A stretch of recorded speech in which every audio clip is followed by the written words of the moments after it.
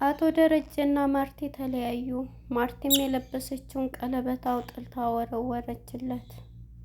በምወደውና በምወደው ለ25 ዓመት ላፈቀርኩት ባለቤቴ 25 ዓመት ከሌላ ሴት ጋር ዘሙቶብኛል፣ ያመንኩት እምነቴ፣ ልቤ ተሰበረ በማለት የለበሰችውን ቀለበት አውጥታ ጣለችው። አቶ ደረጀም በለቅሶና በሰራው ስራ አፍሮ መሬቱን መመልከት ጀመረ። በዚህም ማርቲ ስሜቷን መቆጣጠር አልቻለችም። ይዛ እሱንም ደበደበችው። እሱም አንገቱን ደፍቶ ጸጥ አለ። ከቤት ዓይንህን ልውጥ አለችው። እሱም ተነስቶ ያደረግኩት ስራ ነው በማለት ይዛው እንድትበጫጭቀው ሁሉም ቤተሰቡ መጥቶ ገላገላት። አቶ ደረጀንም ውጣ በማለት ሁላቸውም እሷን በመያዝ እንደ እብደት አደረጋት። ከቤት ወጣ። ቤቱን ለቆ መሄድን መረጠ።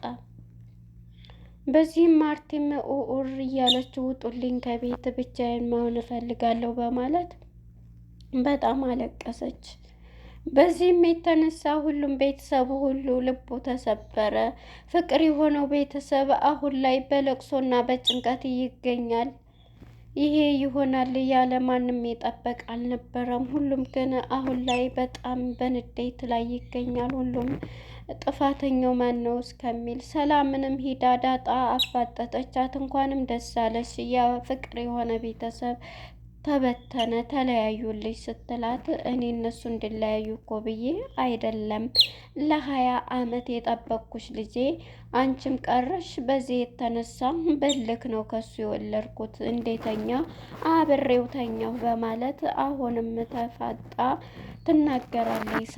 ሰላምም ትክክል የሆነ ቢኖራትም ያው ደግሞ አሁን ላይ ያደረገችው ነገር እንደዚህ ነገር አድርጓል። አሁን ላይ ማርቲ በጣም ታሳዝን። አቶ ደረጀ እንዳሰበችው ኤቢ ከመንገድ ወድቆ ከአስፋልት ዳር አገኘችው። በዚህም ያዩት ዳጣና ኤቢ በጣም ተጨንቀው ለመጠጋት እንኳን በፍርሃት ተዋጡ በጨለማው ውስጥ። ወይዘሮ ማርቲና አቶ ደረጀ የመጨረሻ ውሳኔ ተወሰነች። ማርቲም የለበሰችውን ለ25 ዓመት የለበሰችውን ቀለበት አውጥታ ጣለችለት። በዚህም የተነሳ ይዛ ደበደበችው። እሱም ስራው ስለሆነ ምንም ነገር ሳይል ቤቱን ለቆ ወጣ። በዚህም የተነሳ ማርቲ ልቧ ተሰበረ። ለ25 ዓመት ያመንኩትና የወደድኩት ባለቤቴ በዚህ አይነት ሳገኘው ከሰራተኛ ጋር ተኝቶ ልጅ ወልዶ ብላ በጣም ተናደደች፣ አለቀሰች። የቤቱ ሰው ሁሉ ተሰበሰበ። ሁሉም ተላቀሱ። በጣም ያሳዝናል። ሰላምዬ ደውላ ወደ ደረጀ ጋር አቶ ደረጀንም ናቶ ወደ እኔ ስትል ጠየቀችው። እሱም አታፍሪም እንደ እያላት ነበረ። አይ እኔ አግብቼ ልኖር ሳይሆን የምታድርበት ከሌለ ብዬ ነው በማለት መለሰይለት። ዳጣም በመሄድ ወደ እናቷ ጋር እንኳንም ደስ ያለሽ፣ ተለያዩልሽ፣ እንኳንም ደስ ያለሽ፣ ቤተሰቡ ተበተነ በማለት መልስ ሰጠቻት። እንደዚህ አትበይኝ፣ ይሄ ደግሞ ለ25 ዓመት እየሰራው አንቺን ስጠብቅ ለ20 ዓመት የተደረገው ድርጊት ነው በማለት ራሷን ንጹሕ አደረገች። ሰላም ጤና ይስጥልን። ውድና የተከበራችሁ የቻናሌ ቤተሰቦች እንኳን ወደ ቻናል በሰላም መጣችሁ። ዛሬ እንግዲህ ዳጣ የተሰኘው ተከታታይ ድራማ በስንት ጊዜው እውነቱ ሊታወቅ ችሏል። በዚህም የተነሳ ያ ሰላምና ፍቅር የሞላበት ቤተሰብ በለቅሶና በጨለማ በእንባ ሲታወክ ውሏል። አይደለም እነሱን ተመልካቾች ሁላችንም በእንባ ስናለቅስ የጨረስነው ፊልም በጣም የሚገርም ፊልም ነው ዳጣ ድራማ። እውነት ለመናገር ተዋናኞችም ማናጀሩም አዘጋጁም ሁላቸውም የሚደነቅ ነው። ይሄንን ድራማ ስታዩ እውነተኛ ፊልም ማለት እውነተኛ እየሰሩት ያለው ፊልም ሳይሆን የእውነት ህይወትን ሆኖ እንግዲህ አቶ ደረጀን ስናስብ በምትወደው ባለቤቷ በምትተማመንበት ተከርታ ልቧ ሲሰበር በተፈጠረው ነገር ልቧ ሲሰበር ይሄ እንግዲህ ባለቤቱ ወይዘሮ ማርቲ በዛ አይነት ደረጃ ነው እንግዲህ ልቧ ተሰብሮ እሱን ሁሉ በቃ እንዴት እንትን ልበል እያለች የነበረችበት ማለት ነው። በጣም የሚያሳዝንና ተመልካቾችንም ልብ የገዛና ልብ ያንጠለጠለ ድራማ ነበረ፣ በለቅሶ የታጀበ። እናም እንግዲህ የዳጣ ድራማ በባለፈው ፓርት ላይ ወደ ክፍል 57 ስንመጣ ብዙ ነገሮች ተፈጥረዋል። ውጤቱን ይዛ ወይዘሮ ማርቲ በቁሟ ነበረ ካልጋው ላይ የወደቀችው። በዚህም የተነሳ ውጤቱን ስታነብ አቶ ደረጀም መልስ አጣ። አንገቱን ደፍቶ መሬት መሬት እያየ ነበረም። እንዴት ከሰራተኛ ከሰላም ጋር ተኛ በማለት እንግዲህ ማርቲም ይዛ ኡሪ በማለት ይዛ ስደበድበውም ወገቡን ምኑን ስትለው እሱም መሬት መሬት እያየ መንቀሳቀስ አልቻለም። እንዳለ ቤተሰቡ በሙሉ ተሰብስቦ ወደ እሷ መጡ። እሷን በማልቀስና እሷን በመያዝ አቶ ደረጀ ከቤት እንደወጣ እና እንዲላቀቁት አድርገዋል። ሁሉም ተሰብስበው እያለቀሱ ነበረ፣ ቤተሰቡ በሙሉ እነገዚህ ሁሉም ተመልካቾች ማለት ነው። እናም በዚህ የተነሳ አቶ ደረጀ ቤቱን ለቆ እንደወጣ ሆኗል። በማታው የሰራሁት ስራ ነው እያለ ወደሚሄደው መቅቱ ቢጠፋ ወደ ቢሮ ሂዷል ማለት ነው። በዚህም የተነሳ እንግዲህ ወይዘሮ ማርቲ ጋር ሁሉም ተሰብስቦ ነበርና ሂዱልኝ ውጡልኝ፣ ሁሉም ደግፈዋት እነ ናታንም ኤቢም ሁሉም ደግፈዋት ነበር። ማንም ሰው እንዳይናገረኝ ውጡልኝ በማለት ቤተሰቡ በሙሉ ከአጠገቧ እንድለያት አድርጋለች። ወይዘሮ ማርቲ ብቻዋን እያለቀሰች ትገኛለች። በዚህም እነ ዳጣም በየክላሱ ሆና ዳጣም ሆን እያለቀሰች ነበረ። እንግዲህ የቤቱ ሰው በሙሉ ሲያለቅስና ብዙ ነገር ሲያደርግ ነበረ። በዚህም ጊዜ እንግዲህ አሁን ላይ ያለበት ሁኔታ በጣም ልብ ይሰብራል ማለት ነው። አቶ ደረጀም ወደ ቢሮ ሂዶ ቁጭ ብሏል። የሚያደርገው ሁሉ ቅጡ ጠፏል። ቤተሰቡ ይበተናል። ማርቲም እንግዲህ ኤቢ ወደ እናቷ በመሄድ እማዬ ይሄ ነገር እንደዚህ ነው፣ በቃ እንደዚህ ነው ስትላል ነበር። አባዬ ሳያሳዝንም እንዴት እያለኝ ሂጂ ፈልጊው ሂጂ መቶ ይግባ እያለቻት ነው። በቃ ይሄ ነው እያለቻት ነበር። እኛስ ብትላትም እንግዲህ አንቺም ትልቅ ሰው ነሽ፣ አንቺም እየፈለግሽው መሆን ትችያለሽ፣ አግብተሽ መኖር ትችያለሽ። ውሃዬ ግን እስከምሞት ድረስ ልትለየኝ አትችልም በማለት ለኤቢ መልስ ሰጠቻት። ኤቢም እማዬ በቃ አባዬ ሳያሳዝንም እያለች ኤቢ ወደምትሆነው ቅጡ ጠፋት።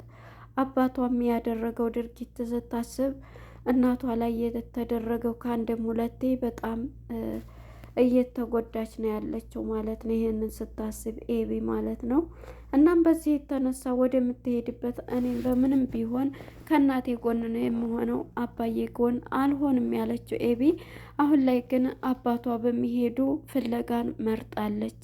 ወደ ዳጣ ጋር ስንሄድ ዳጣ ያለችበት ሁኔታ ምንድን ነው ያደረገችው? ዳጣም እንግዲህ ወደ እናቷ ጋር ነው መሄድን የመረጠችው። እናቷ ጋር ሄዳ ሁሉንም ነገር ልታስረዳት ነው የሄደችው ማለት ነው። እናም ቀጥታ ሂዳ ማለት ነው ወደ እናቷ ሂዳ መኪና ውስጥ ሆና ነበረ። እናቷን እንኳንም ደስ ያለሽ፣ ይሄን ነበር የምትወጂው፣ እንኳንም ደስ አለሽ አለቻት።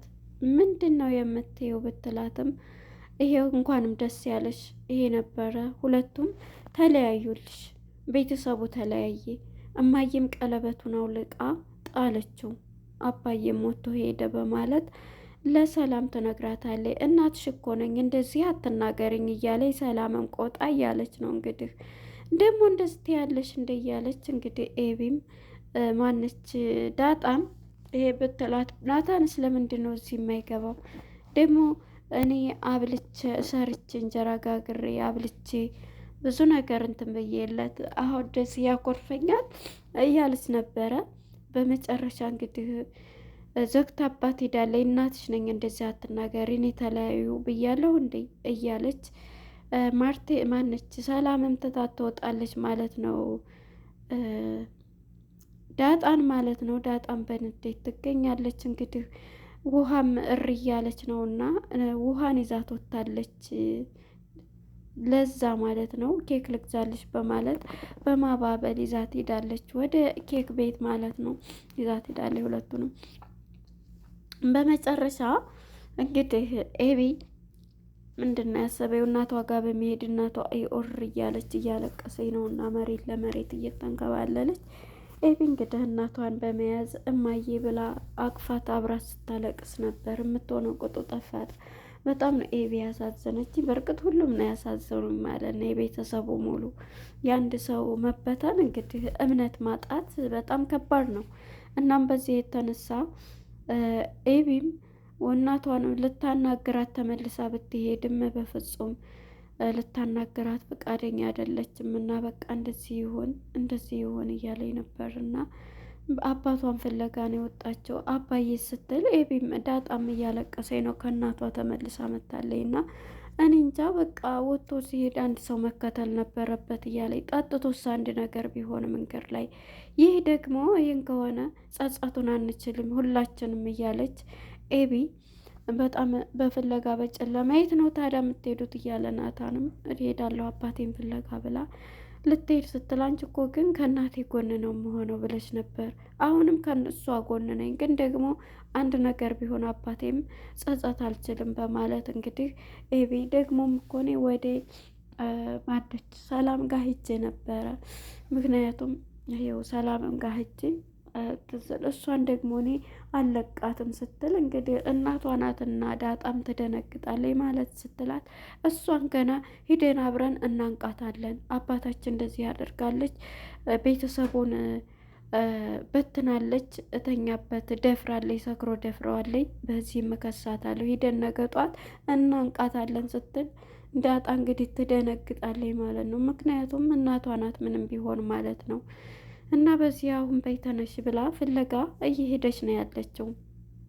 በዚህም የተነሳ እንግዲህ ዳጣ ፍለጋ ሲሄዱ ወጥተው እየሄዱ ነው ያሉት። አቶ ደረጀም ሰላም ማነች ሰላም ደውላለት ነበርና ስደውልለትም እንግዲህ እሱም ምንድን ፈልገሽ ነው ሲላት እሷ እንኳንም እሱን ልታጽናናው አይ ዳጣ ቀለበቱን እያውጥታ ጣለችው ብላ ዳጣ እኔ ጋ መታ ነበርና ለዛ ነው ስለዚህ ማደሪያ ካጣ ብዬ እና ደግሞ መልስ አንቺን እንዳገባ ነው ወይንስ ምንድን ነው ይሄንን እምትይ ቢላትም አይ ጋሼ ስትለው አሁንም ጋሼ ብለሽ ነው የምትጠሪ እያላት አታፍሪም እያላት ነበረ። እንግዲህ እኔን ጥፋተኛ እያረክ ነው ስትል ጥፋተኛ ነሽ አላልኩሽም፣ ይሄ ደግሞ ለ20 ዓመት የተደረገው ድርጊት ነው በማለት የእሱ እንትን ነው እያለኝ ዳጣን በጣላቸውብኝ የተፈጠረው ነው ብላ ቁጭ አለኝ። ዳጣ ግን ይሄን ሂደሽ እንድታስረጃት ስትላት ነበረ። ይሄማ ከሆነ ያንቺንም ነው የማወጣው፣ ምክንያቱም እሷን ጥለውብኝ ነው እሱን ጋር ላይ የተኛሁት ብዬ የምናገረው ብላ ቁጭ አለች ሰላም ማለት ነው። እና በዚህ የተነሳ አቶ ደረጀን እንደዚህ ስትለው ጆሮዋ ላይ እየዘጋባት በጣም አታብሪም፣ አይ የምታድርበት ከሌለ እንድታድር ዝመተ ብዬ ነው በማለት ሰላም ጆሮዋ ላይ ይዘጋባታል ማለት ነው። እንግዲህ ኤቢና ዳጣ ፍለጋቸውን ቀጥለዋል። እኔ አለቃትም እያለኝ ነው እና ወደ ለዛ ጋር ስንሄድ ለዛ ልጆችን ይዛት ኬክ ጋብዛት ዳጣ ማነች እነ ውሃን መታለች። እሷን ግን ከቻቻ ጋር አዛው አቻ ጋር አዛው ነበረች እና ይሄን የሰማው ጊዜ ማለት ነው በጣም በንዴት ውስጥ ይገኛል። እዛኛው ፍቅረኛዋ ጋራ ናት የት ናት ሲል ኬክ ጋበዘኝ እያለች የዝግ ጊዜ ለሱም ስትነግረው እሳት ይሆናል። ነገ ዛሬ አዳርሽን ታያለሽ፣ ሂደሽ ለትዬ ምግብ ምናምን አስጫትም፣ እኔ እኮ ፈራኋት፣ እስቲ ልስራውና አንተ ሂደሽ ስጣት እያለችው ነበር። አያሳዝንም ቤተሰቡ እያለችው እንግዲህ በጣም እየተናደደ ይገኛል። ከዚህም ማለት ነው እንግዲህ ፍለጋቸውን ኤቢና ዳጣ ቀጥለዋል ማለት ነው። እኔ አባቴ አንድ ነገር ቢሮ ነው የሚሆነው የትም አይሄድ፣ ስልኩም እኮ አይሰራ እያሉ ነው። እና በመጨረሻ እንግዲህ እየሄዱ ሳለ በመንገድ ላይ ጨለማ ነው። አይዞሽ አትፍሪ እያለቻት ነው ያቺ ኤቢ ፈሪዋ። አሁን ላይ ግን ፍርሃቷን ትታ እኔ ደግሞ ያደግኩበት ነው ለምን እፈራለሁ እያለች ነው ዳጣም ማለት ነው። እኔ አባቴ አንድ ነገር ሆኖ መንገድ ላይ ጠጥቶ ሰክሮ መንገድ ላይ የሆነ ነገር መኪና ገይቶት እንዳይገኝ ነው እያለች እንግዲህ ኤቢ ስለ አባቷ እያሰበኝ ነው፣ አየሽ ግን እያሰብሽ ነው እያለቻትን እናም በዚህ የተነሳ በመንገድ ላይ ሲሄዱ ያዩትን ማመን አቅቷቸዋል። አቶ ደረጀ አባዬ እያሉ ነው እንግዲህ ድንጋይ ተንተርሶ እዛው ተኝቶ ነው መስመር ላይ የሚያዩት ማለት ነው። በዚህ ጊዜ እንግዲህ ሁለቱም ደንግጠው ነበረ እዚህ ላይ ፊልሙ። እናም ይሄ ድራማ በጣም የዳጣን ድራማ እንዴት ትሳያችሁት? አስተማሪና ተወዳጅ የሆነው ፊልም ሆኖ ሳለ እውነተኛ ታሪክ የሆነበትና ይታየበት ነው። እንግዲህ አንዳንድ ሰዎች ገጸ ባህሪ በዚህ አይነት ይሆናል። በሚስታቸው ላይ ወልደው እምነቷን እንግዲህ የተከዳች ሴት ናት። ማርቲንም ሁሉንም ስናይ እዚህ ላይ በጣም እናም እስካሁን እየተማርንበትና ተወዳጅ የሆነው ዳጣ ድራማ እውነት ለመናገር ሁሉም ቢከታተለው አስተማሪ ነው። ባይ ባይ። ለነበረን ቆይታ አመሰግናለሁ። ቀጣይ ፓርት እስከምንገናኝ መልካም ጊዜ